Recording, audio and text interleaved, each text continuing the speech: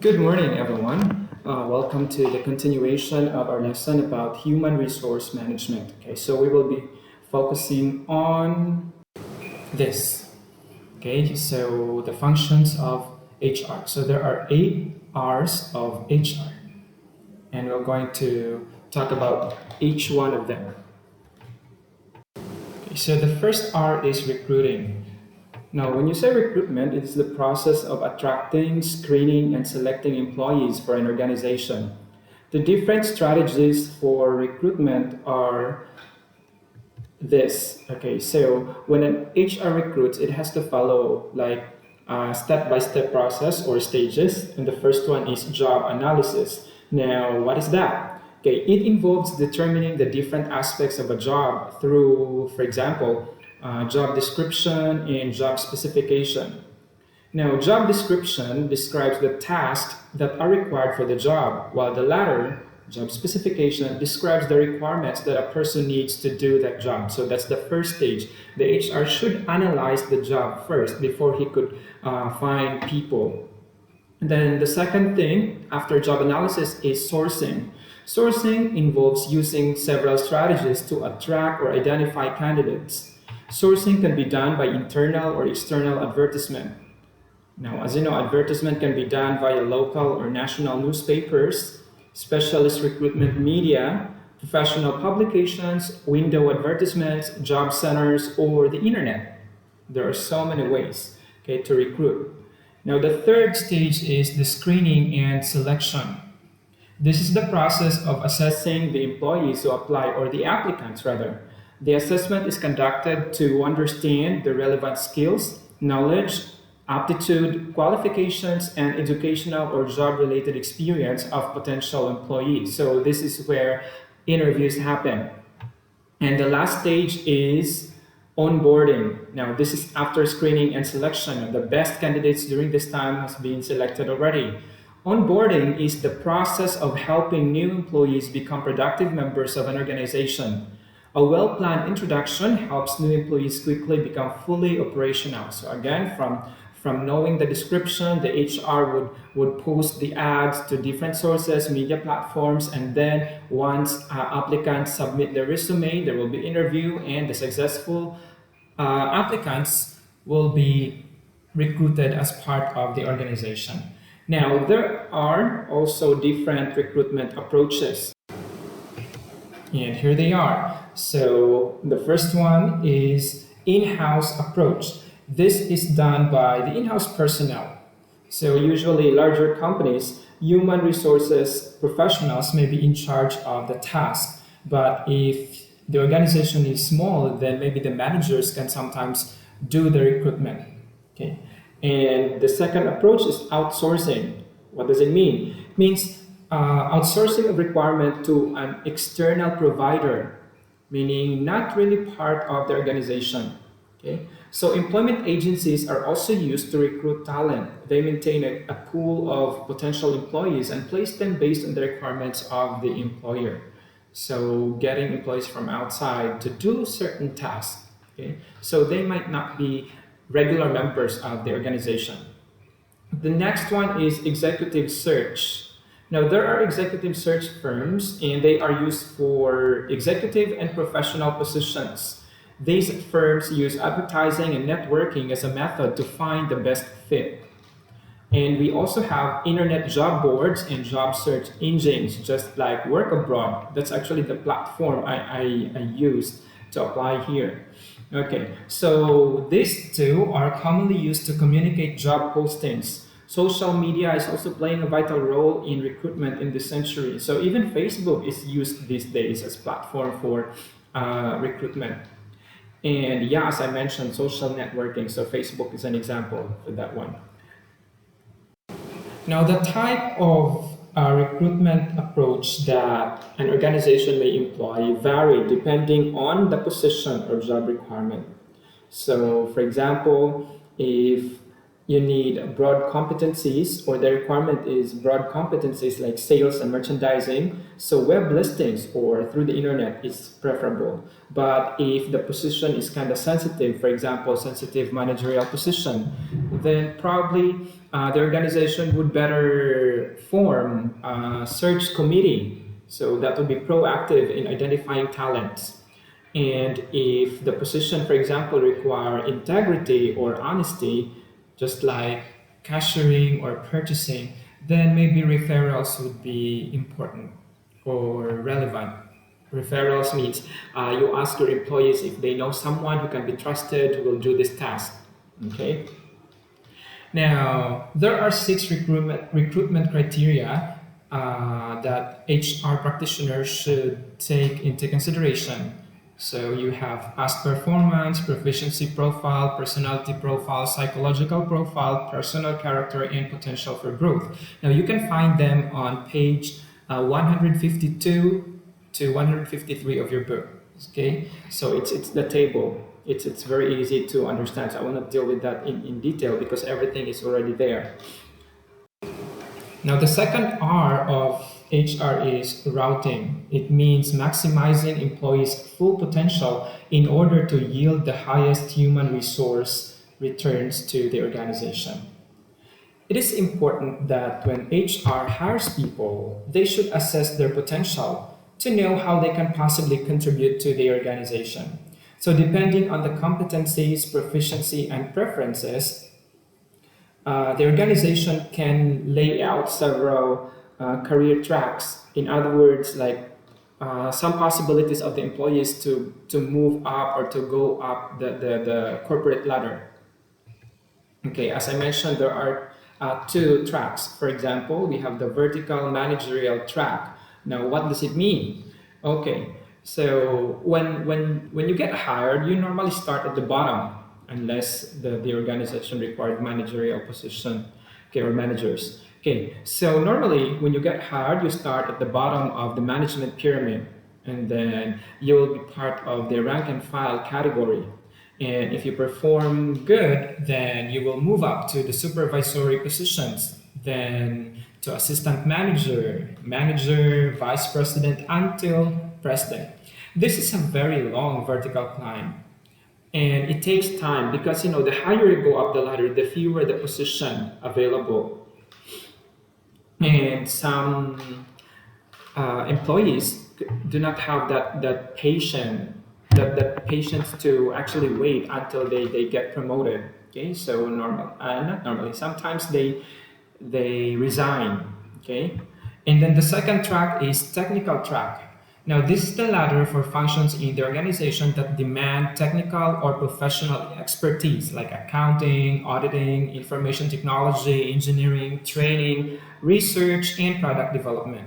Now, this can have 3 or 4 layers. Okay, so for example, from apprentice to junior technician to senior technician and master technician. So that's routing. Moving on, another R is retaining. What does it mean? Retain. So from the word itself, retaining people or retention is being able to hold on to people, provided that the company wants to keep them in the first place. Obviously, if you don't want these people, you know what, HR would really find a way to get rid of employees. Okay, that's a secret. An HR practitioner should understand the importance of retaining employees. It is a waste of time, money, and other resources to train people only to lose them to competitors. Okay, so how can an organization or company retain employees? The first one, they have to know that people have basic needs to satisfy when they look for a job. Now, essentially, when you look for a job, I mean anyone, they want decent work in order to get a decent life. There is this minimum threshold that must be reached in order to support and grow a family. Now, how should a company respond to this? Now, they could give just wages that will satisfy the minimum basic needs of employees. When you say minimum basic needs, so it includes 3 square meals a day, shelter, education, health, transportation, and other necessities. Now, if the company could not provide for this, they should not be complaining when their employees leave. Now, what normally happens are like the best or the most productive employees leave the companies if their needs are not being met. Okay, so this is what an HR should look into also. Now, the second thing is that they have to know, like HR have to know that people aspire for a life that would give them some time for leisure, some measure of respect and dignity in their communities, and some level of social and economic status. Beyond a decent life, people want a good life where they can enjoy what it means to be a human being. So, the sad thing is, many companies ignore this need of employees. They think that employees are just cost of production or cost of doing business that must be kept to a minimum in order to maximize profits. A sad story. If the workers recruited by the company are the right ones, then there should be a program of worker retention in order to fully harness and harvest the potentials of people. So this too. Actually, if you satisfy the needs of the employees, of course, that will be based on their performance. And then you give them benefits, then there's a chance that they will actually stay in the company. Now, an insider tip. Now, an important facet of trying to get a decent or even a good life for the worker is to get a good, decent job, one that fulfills loftier aspirations and actualizes the self. So, an HR should always remember that the job itself must be seen by the worker as a personal journey to total self development. It's like it should be clear to them that there is a destination, it's not a dead end. Okay, so the job must be made interesting and challenging to the worker. Another R is resonating. Resonating means reverberating with. Okay? So it is the job of the HR to let the people and or the employees resonate with the organization's goal. This means that the organization's goals are embraced and internalized by the people, and the personal goals of the people are realized and fulfilled while serving the organization. It's a two-way process. The employee should understand the goal of the organization, and at the same time, the organization should also understand the needs of the people or the goals of the people. Now, how to ensure this? Number one, the organization should fully articulate its goals, meaning the goals should be very clear, as well as the vision, mission, and objectives, and translate this into measurable and attainable performance indicators based on clear key result areas. That's what we studied on the first chapter of this subject. There should be clear directions, okay, and strategies on how the organization intends to achieve its goal. Again, articulate the goal clearly to the employees. And the second one, the organization should also determine the personal goals of the employees in order to assess whether they are right people for the job and whether they can function well in the community. So again, it's a two-way process. Now, resonating is about motivating and energizing people. The organization should explore the different ways of buoying people's spirits, meaning cheering or lifting them up. Okay? Now, one of a good motivator is performance, and even the people they're working with. So they can be motivated if their colleagues are also performing well. So it's like being at par with them. And also, resonating is about empowering people, meaning people are able to author their own plans and programs. So some companies must consider giving the people the chance to really follow through their ideas as long as they are in resonance with the company's goals. Another R is reviewing. Now, reviewing people is to measure and evaluate their performance with the organizational goals in mind. In other words, you're going to size them up, size the employees. There are criteria for reviewing employees. The first one, when we review employees, normally we review them based on their knowledge, skills, and competence for doing the activities and tasks demanded of a job. And the second is their attitude and values at work, including their personality traits. So normally this too. But HR can also review the performance of the employees through the following. For example, participation.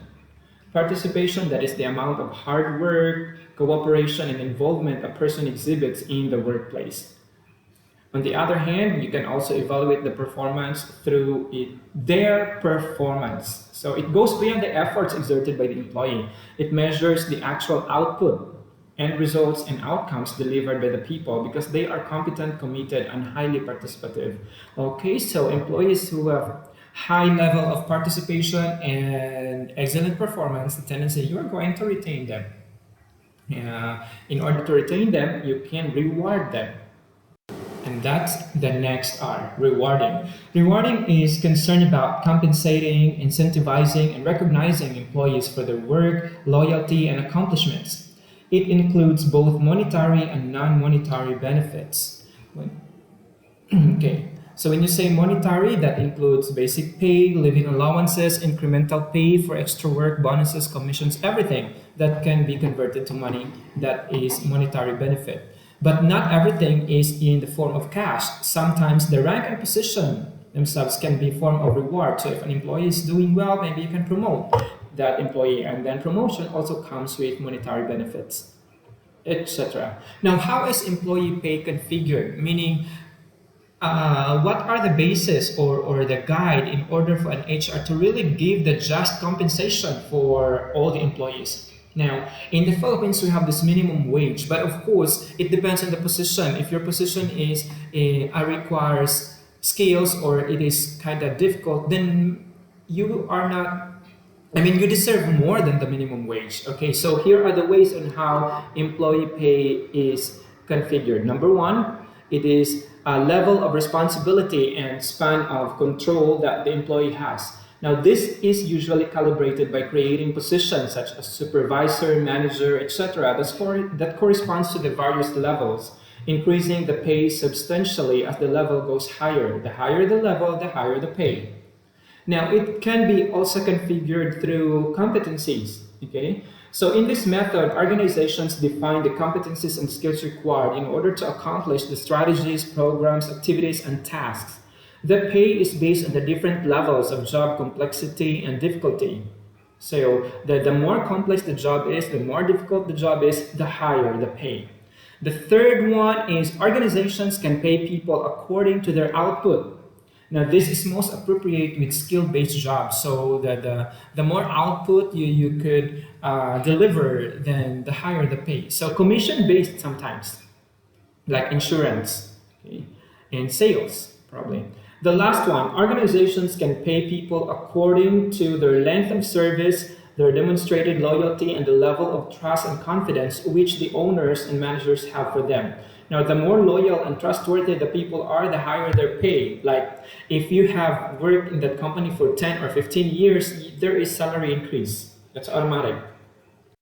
Okay, number 7 is retooling. Now, retooling is about reorienting the employees to the new directions of the enterprise. It is also about changing attitudes and behavior, creating a healthier corporate culture, and adopting more responsive approaches to greater customer service. It's like organizational development.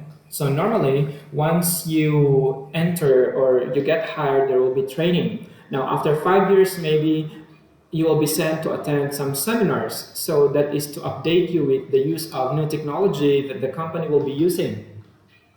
Okay. There are forms of retooling. Number one, formal training sessions. It can be conducted either in-house or by professional training organizations. So training. So it depends on the topic and it depends on the company. So that is one form of retooling, giving training to the employees. And OJT, on-the-job training, where the employee is given an assignment and is closely supervised and trained as he or she learns the job. Normally in the first year of your employment, there is on-the-job training because of course you need to know the ins and outs of the different systems in the company. And the third one is formal or informal actual advising, coaching, and mentoring program. Now, these are 3 effective ways to evoke the best out of people. Okay, so we're going to clarify those 3. Advising, it is the way of the teachers able to impart knowledge, develop skills, and enhance competencies. Now, the advisor provides technical and managerial expertise through direct training. So it could be body-body system, okay, these 3, or by group. Coaching, it is the way of the leader who is able to rally the people and inspire them to excel. You coach the people. You coach them on how to be better. You instill discipline, you build confidence, you raise the morale of your employees. It's like you cheer for them. At the same time, you don't pamper. As they say, this kind of leader toughens without breaking, softens without pampering, praise without humoring, and corrects without belittling. Okay. And finally, mentoring. It is the way of the spirit guide. Now, the mentor nurtures the mentee through the painstaking path of self-discovery. The ultimate destination of the mentee's total recognition of his or her true essence. So the mentor, he or she does not teach and does not lead. Instead, he or she provokes, probes, and postulates, meaning push. Okay, the mentor pushes the employee to maximize the potential. Okay, the last R is recycling. Now, recycling affords the people the chance to change jobs or even careers. You know, if you've been working for a particular company for 10 or 15 years, there's really a chance that you get bored, for example. So, or maybe you would not be able to land jobs more suited to your personality or your competencies. Now, through recycling, the HR can gauge whether this particular job fits the particular employee. Of course, after the interview, you could not really say that the assignment given to this particular employee is the right fit for him or for her. You need to know your employee better, although you have background already through the past employment or the resume, but it is not a guarantee that the position that you will be offering to this person is the right fit. That's why you need to recycle the individuals. So there is a periodic appraisal of performance so that you will check if the person is doing well in the specific job that you gave or assigned to him or to her.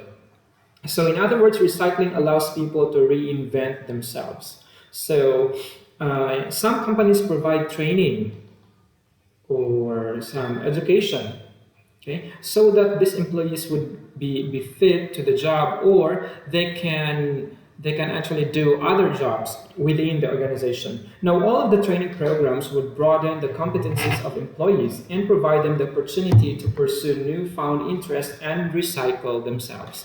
Wow, this is quite long. Imagine this 22 minutes. But anyway, I hope you have the patience to really listen from the first slide to the last slide. Anyway, advance happy weekend and have a great day.